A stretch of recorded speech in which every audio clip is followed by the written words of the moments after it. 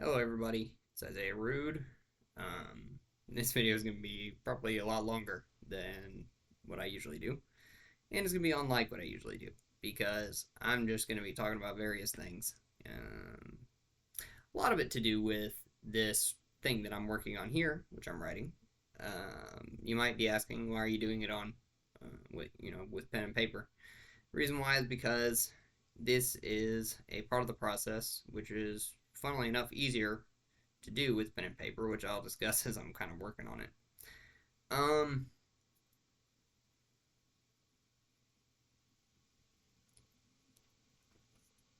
I'm quite happy with all the you know improvements I made. I think with the content, whatnot. I've done pretty good job with some of these recent videos here.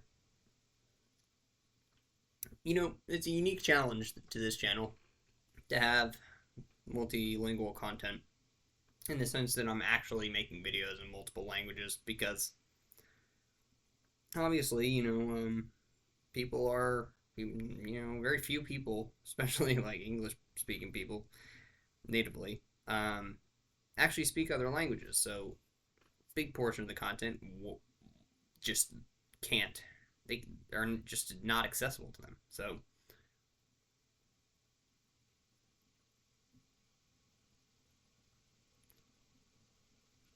that is a challenge, but on the other hand, there are a lot of people who want to learn English and, you know, I can sort of hook them by speaking in their native language, and perhaps they get interested in my English speaking videos as well. That's also a hope of mine.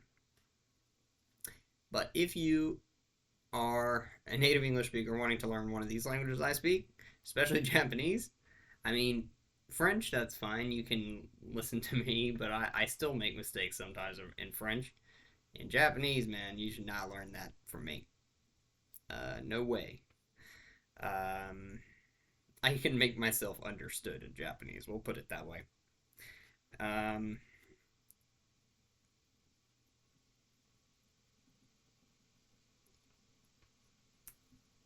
so right now, let's see. I have to generate a lot of sort of base verbs here, and I'm doing this. I say generate, but I'm really having to think every single one of them out.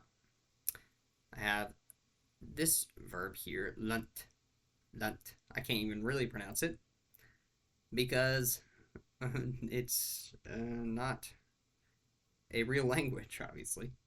Kind of like zombie language. Except this one actually is more of a real language because I have an engine for the grammar and syntax, a basic engine here,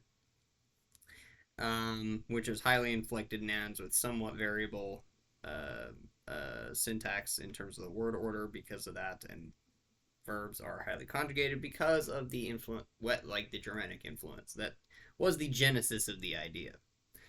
Basically, the genesis of the entire story idea, which started as a short story actually, was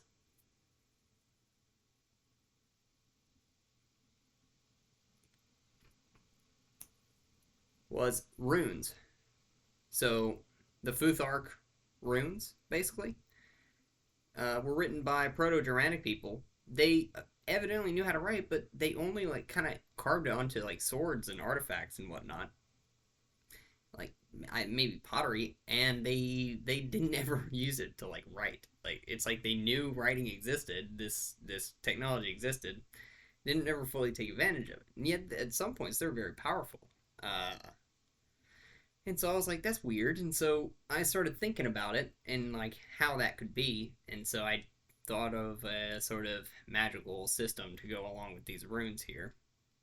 And so it kind of grew out of control. I tried to end the short story, it wouldn't end. It just kept on growing. And I suddenly had 15,000 words. And I was like, well, damn it, this is no short story anymore. And I can't conceivably be one anymore. So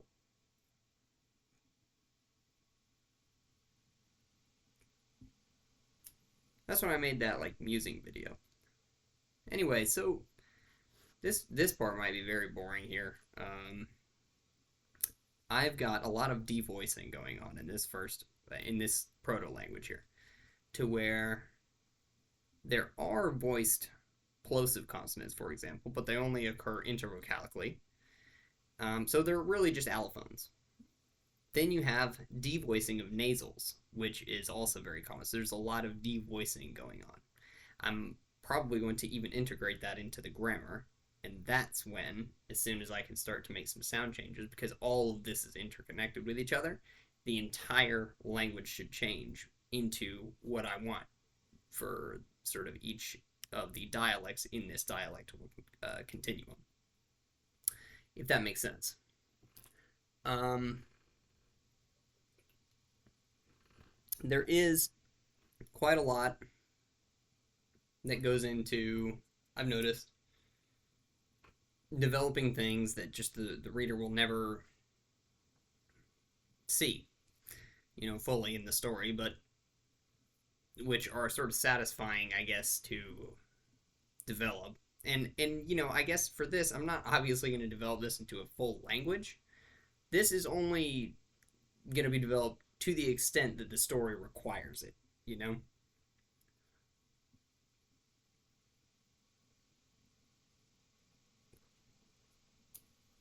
So, to carve or to cut, which can also be an auxiliary verb, it with the meaning of to end, which would imply aspect. So let's create a little verb thing here.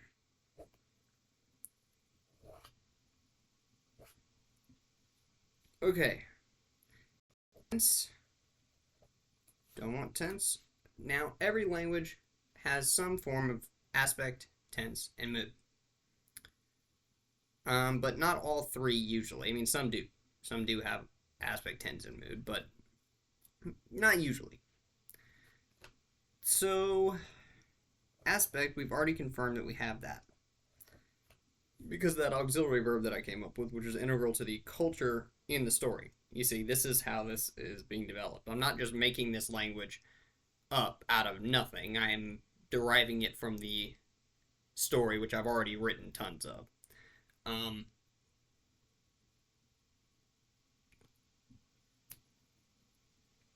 I see a lot of people making languages just for no reason, just because they are, I guess, linguophiles in that sense. And, you know, I think it's better when you have a reason to have that in the first place, like this. It's like I want to infuse this language into a story that already exists. And I've already got entirely detailed and plotted out, and a lot of it drafted. So, I don't know. Tense and aspect, or aspect and mood? I think tense and aspect is what I'm going to go with here, since it does take a lot of influence from Proto-Germanic, Proto-Indo-European stuff.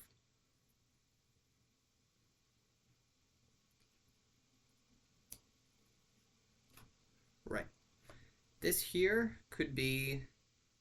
I haven't decided. That's the name of the language in the first place, so that'll be a very important verb here. Would be very interesting is to get rid of the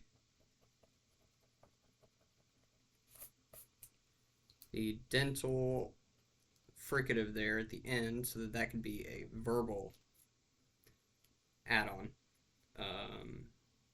Now, how synthetic is this language?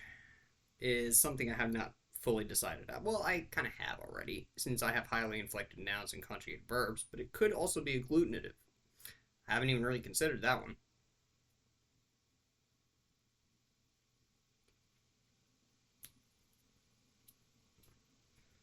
I'll leave that there. It's almost out. Agglutinative. I don't know. That would pose some particular challenges. I'd have to decide a lot of details and particulars on the order of the little agglutinative bits on the end, and I don't want to mess with all that. But let's see. On the other hand, there will be a lot of verb tables if I do the other route, but I'm comfortable with that. I've already learned plenty of verb tables for plenty of other languages. I'm aware of how they manifest their irregulars and all that kind of stuff. So, mood I will write, but I will draw a slash through it. The way that mood will be indicated is through other means in the language. Right. So, really, what you need to do in the beginning is develop verbs and nouns, not adjectives right away. And there's a reason why. I've already decided that this language is very head final. So that's much like Latin and Japanese and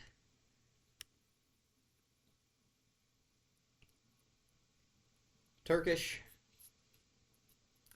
etc. And as a result, the adjectives are most likely going to derive from verbs, I believe, and therefore are going to come right before. But there are reasons historically why that might change. So I will go with one for now, and adjectives will come before. And I will keep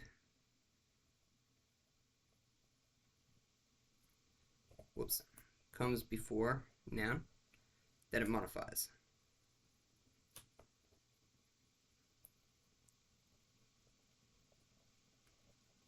So the reason that adjectives typically derive from nouns and verbs is because it's easy to just, I mean, obviously you can conceive of modifying a noun with another noun. You know, you could say, you know, a pack of cigarettes, right? Using the word of to add a sort of modifying indicator to indicate that, you know, pack is being modified by cigarettes. So cigarettes modifies pack. It's why you can also say cigarette pack, right?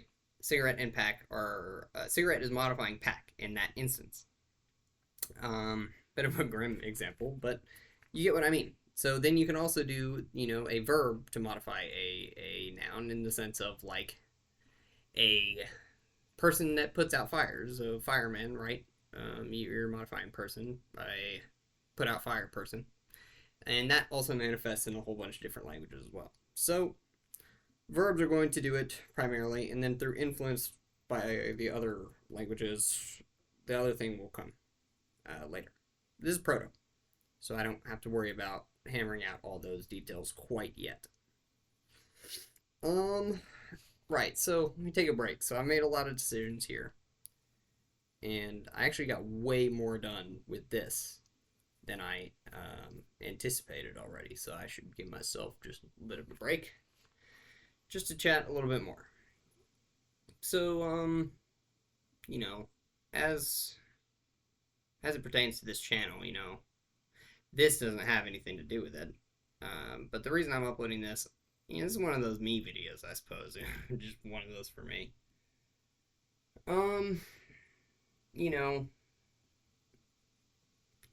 I guess it's really made me happy that, you know, I've gotten some very positive engagement from others around here. Some people from talking with famous people, but I've also been able to get some just new, you know, newcomers to the channel that just found my channel, which is also really cool. Probably just because of the content I do on world languages occasionally, and in world languages. I'm happy with that. With the growth of this channel, it's been pretty slow, but that's all right. You know, I've got a sort of a vision, not really. I'm developing that as I make more videos, but yeah. Aspect through auxiliary verbs. Sorry, I just realized where I was. Tense through conjugations.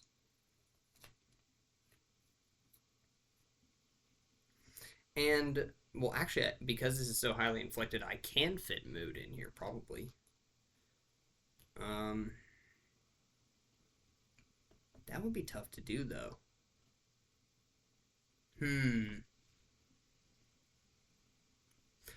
I guess likelihood is also a part of mood, right? So, you know, to say something that is likely to happen, that's a way that verbs can be conjugated in some world languages. I don't know. I will put conjugation here and I will research a little bit and see if that's actually like a possible thing that we've seen before. If not, I might just do it anyway. I don't know. It is fictional, so you don't have to worry about all that too much, you know. But because it is naturalistic, you know, some people will be uppity about it. So, anyways, to generate more verbs here, cut, carve. Those are the same base verb in the very beginning, which is also to write.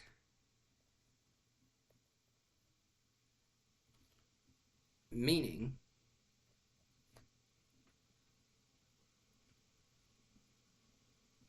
what would be very interesting is if this can also be an auxiliary verb conjugated differently to mean continue. I like that idea.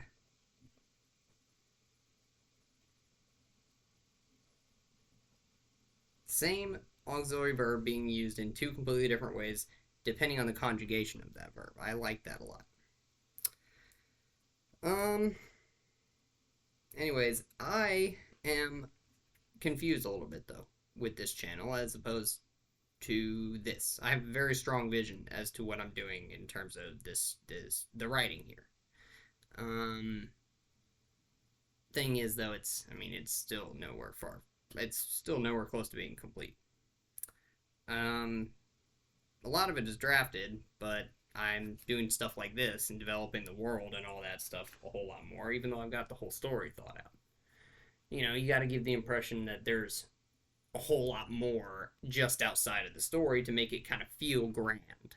That's the sense that you have to sort of imbue into the story. So that's what I'm. That's what I have to do. I already talked about that though earlier on in the video. Um, so along with that, I'm gonna have to develop perhaps some history as well, which will influence all of this. God, it's gonna be so much work. I did attempt to draw a map of the continent, and it's not quite looking right. Second draft on that is also gonna have to happen. Another challenge of this is I'm having to do this while also continuing the drafting because you can't stop. You can't stop writing. You know what I mean? Just to develop all this, you have to continue.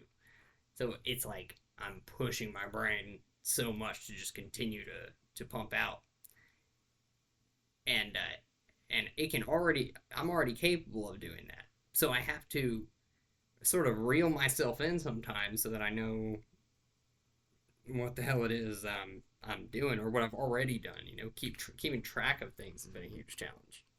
Unlike the YouTube channel where it's like I can keep track of that just fine. I don't know.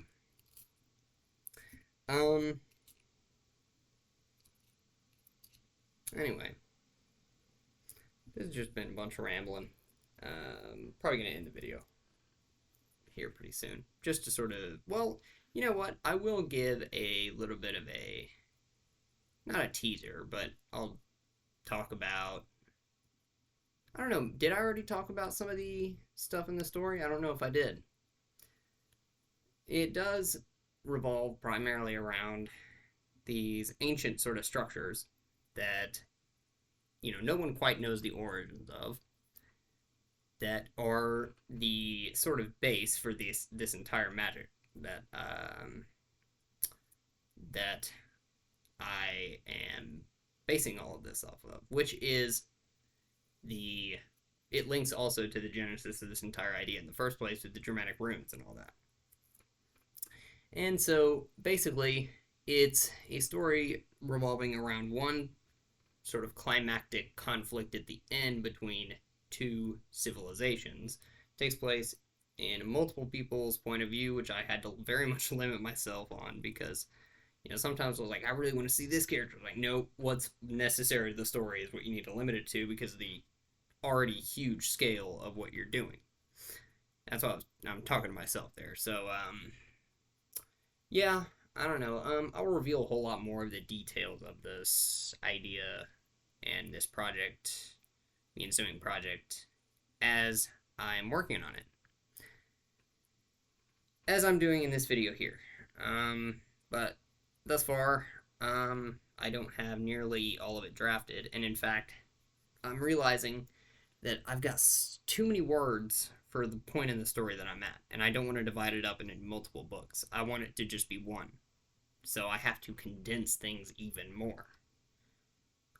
But, yeah.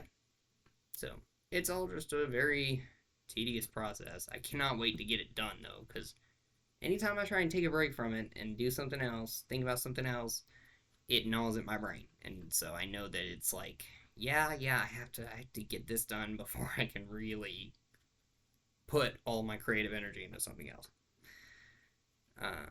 I would do that for this YouTube channel, for example. Probably will a lot more than I have as soon as this is done. Anyway, that's what I'm going to share about it for now. Thanks for watching this rambling video where I don't know, pretty much just talk things out for me. Bye-bye.